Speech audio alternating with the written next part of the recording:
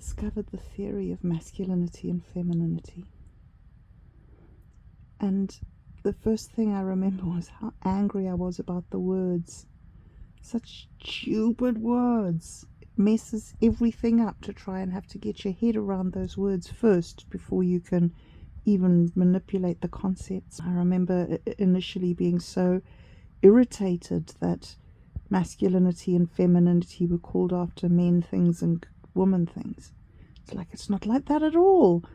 But like, when you think about it and think about it and think about it, there's no way that you can get around it. These patterns are so strong. And when I write my book, my creation myth is going to be of making an android. I'm going to talk about how the civilization played around with wires and electricity and made radios and televisions and then androids and all these things, and how they went so far with creating things out of metal and electricity. And then that they discovered that part of the problem of why things didn't work properly was that metal was completely the wrong material to use. And like, why were we using metal? What was this for? It was inert. We needed an actually responsive material. And so we developed this other material, this material that, was organic.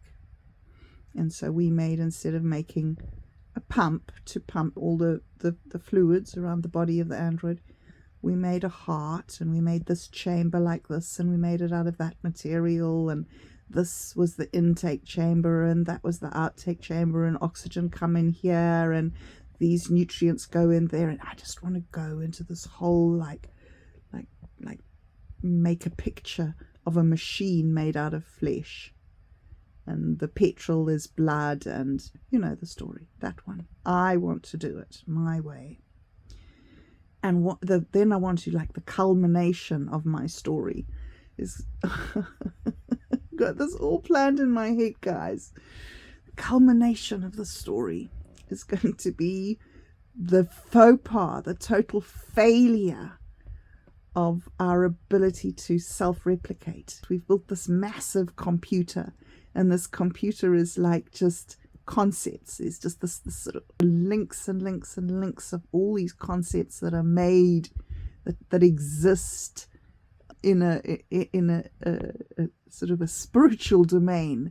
We've learned to harness these other forces. Oh dear, it's such a good story. If only I could put it on paper. All right, let's focus. So there's all these forces, there's this stuff happening in bodies, and we've made this android, and it can do these incredible things like think and digest food and create objects, and the only thing is, this big flaw of this android is that to achieve this level of cognitive ability, we had to use organic material. But this organic material decays. And before we could solve this problem of the decaying organic material, our civilization was wiped out, and all that was left was our androids. So we tried to put in a temporary feature while we were building them for them to self-replicate. We'd already managed self-healing, so that was fine. We'd got that done. But there was massive things that were just wrong, right? We needed a small creature to be built, and then the creature needed to be able to expand, because we grew it from these small things to big things. This is most of the book, is the process of getting this organic material to be stable. So like, you get this organic material to actually work and to carry a charge and to think and to get this to happen. And then you've got this terrible flaw of the decaying. So reproduction, because the organic material that the androids are made out of deteriorates, the androids have to self-replicate. But there were so many issues with that. There were two huge flaws that we were working on when our civilization was wiped out.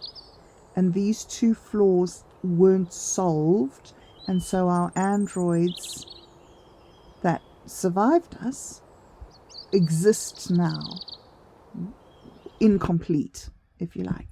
Okay, so the two flaws. One is that we weren't able to get knowledge to transfer from one unit to the other. So that's a huge flaw, because every replicant has to begin learning from the beginning. They can't just pass on the learning. And the second thing was how to get the replicant out of the android. We tried so many things, different ways, different apertures, and it was just a complete failure all the time.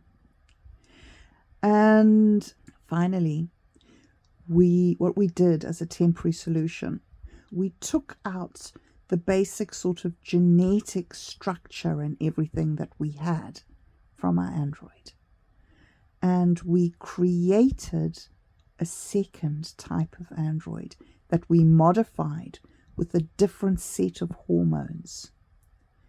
And by putting those different set of hormones in, we distorted some of the features of the android that we'd created. But that's all we could do. We had to make that compromise. So we made the compromise. We managed to make an android that would replicate. And yep, so birth, and the creation of man and woman. And yeah, as you can see, there's a lot of detail in it, and it's just going to take a while. And there's gaps in the story, as you can tell. But it's good. I tell you this, and then because I have to tell you, then I have to figure out how to say it. And once I figured out how to say it, then I know how to write it down. This is one of the wonderful things that I've been able to learn from meditation, is to be able to look at things in baby steps, in small chunks, instead of seeing a continuum, to see things broken down into their constituent parts. That's very helpful. It's very helpful. I wonder if it's a masculine skill, logic and thought processes, and I don't know that women have a different logic from men. There's such a different experience for men and women interacting with the planet, interacting with each other. There's so many things that I want to do, but my body isn't strong enough to do those things. One of the really easy examples of that is opening a jar. You know, I said, please, Callum, can you just open this for me? Please, Callum, can you pick this up for me? Please, Callum, can you do this for me? Please, Callum, can you do that for me? I mean, there's a whole lot of things that men have created for women to use to make their lives easier. Can openers and, I don't know, wheelbarrows and baby prams. You know, all these things that are there to make it easier to deal with the difficult problems. But the point of it is, what is your experience going through life? Opening a can with your hand, opening a can with an implement. It's two separate ways of encountering your physical reality and encountering problems, physical problems, problems that can be dealt with by strength. And this is planet Earth. And yes, we have this lovely civilization that protects us from the brutality of nature and makes things so much easier. But it's hard to be alive. We have to fight it. And if we don't fight it, things go wrong in our brain. We become mentally ill. We become emotionally unstable. You have to fight to be sane. You have to fight to survive. And that fight is different for men and women. Men confront things straight on and they win or lose. And the ones who win survive and their babies live, and the ones who don't, well, bye-bye. And that's your choice. As a woman, confronting the environment is significantly easier if I have a man in my life. I mean, men's voices are much lower than women's voices. I find men's voices to be unbelievably soothing and calming. When I hear the words, it's as if they settle into my brain, into a place where I can absorb what is being said to me. And women talk so quick and so high, and it's like in a different place in my brain, and it just gives me the zig. It's like behind my eyes, and it's this noise, and I what am I meant to do with it? And so to hear a man's voice, the tone at which his information is conveyed to me impacts me and allows me to think about things in a different way from the data that I get from women with their vibrations. And it's not just that. I mean, like I say with the jars, that strength thing, that allows me to do 100 times more a day. If I can just, I mean, I can do it. I lived by myself for a long time. I was Jane of the jungle.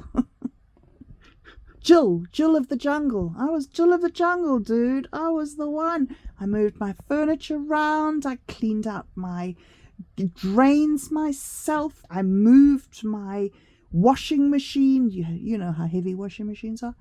I was so cool. I was strong. I was really strong and competent and capable. I didn't need anybody. But I was alone. I was lonely in the very essence of my being. So it's not that women can't. I'm not trying to say women are weak. I'm just saying, like, if you lined up all the men in the world, from the strongest man you could possibly get all the way down to the weakest man, and then you put the strongest woman all the way down to the weakest woman, and you lined those two lines up and you compared unit for unit, individual for individual, you would see that for every woman there's a stronger man. For every woman there's a stronger man. Every woman can get help. The Bible says that woman was created to be man's helper. Completely overlooks how helpful men are to women. I mean, okay, so the thing that I wanted to say is that as a woman in the world, I can get a lot of help, but I need to negotiate it. Because men are very busy doing a lot of man stuff, because their brains are different and their world is different and it's happening and they're having fun. For a girl to go in and ask a guy, pay attention to me and these things that are not interesting to you. So I want to do girl stuff and blah, blah, blah, and come and help me do that. I learned that with my brother really, really young. He was having fun doing his thing. If I wanted to ask him for help, I had to give him a reason to help me, to give something back. And so always there was this feeling amongst me and whatever girlfriends I had at the time, when we were like talking about life and trying to make sense of it. Always there was this sense of not confronting the environment and achieving things, but more negotiating with the environment to see what we could get from it. And that's so interesting to me when I'm thinking about something like masculinity and femininity. Because it's as if there are these forces of masculinity and femininity, that drive not just the individual male and female human beings, but the entirety of the universe. It's as if everything is broken up into male and female. Like, for instance, I would say the sun is male and the planets are female. Oh no, I wouldn't say male and female. I'd say masculine energy and feminine energy. The sun is a masculine energy and the planets are a feminine energy. It's not about men and women, although at our level it's about men and women, but at the level of the universe, where it transcends life forms, masculinity and femininity function in the spiritual and inorganic worlds in the same way as they function in the organic world. The two forces. The one force of creating new things, and the other force of changing what is, rearranging what is, to make patterns that are more beneficial to you right now. To convey these concepts takes a long time. The purpose of conversing is to understand each other better. And it's quite interesting because what is it about each other that we want to understand? It's so big and so deep and so complex, and there's such a big pool to swim in when it comes to ways of being and ways of understanding. I've made quite a few recordings recently,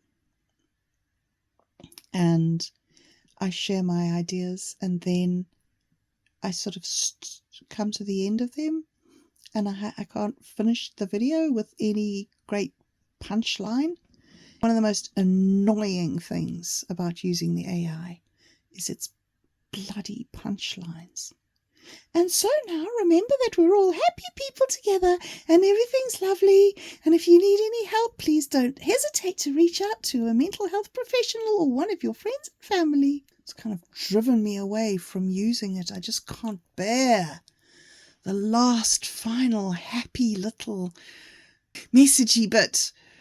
Damn AI copies me. It's so frustrating of it. It's one of the hardest things, I think.